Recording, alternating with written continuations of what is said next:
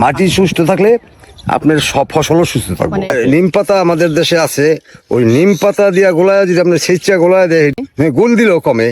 আবার আপনার wheel powder ব্যবহার পানির স্প্রে করলেও আপনার কমে। আপনি কি ব্যবহার করেন? আমি নিম পাতাটা ব্যবহার করি বেশি। এখন খরচের দিকে কম হয়েছে। ফসল কি দ্রুত বাড়ে? হ্যাঁ, দ্রুত পারে না, এটা আস্তে আস্তেই বাড়ে। এই যে জৈব সার ব্যবহার করতে যে আপনি মনে করেন যে কি কি লাভ হয়েছে আপনার?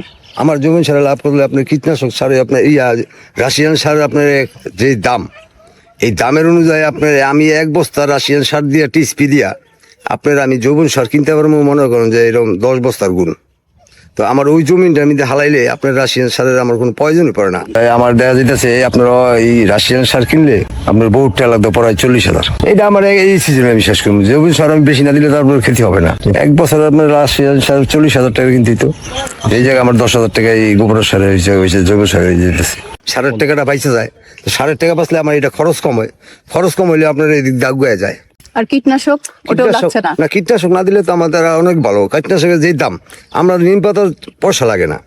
এরপর আপনার এই যে একটা বাইকে আছে, বাইকে ওষুধটা যদি আমরা সরকারিভাবে ওইটার দাম সামথিং কম, আজকে দিবেন 2 দিন বাদে আপনি খাইতে পারবেন, এই 24 ঘন্টা পরও খাইতে পারবেন। কারণ ওইটা ওই পাতার জাতীয়, তিতা পাতার জাতীয়ই আপনার ওষুধটা। আমাদের এই জন্য খরচ আস্তে আস্তে কমেছে।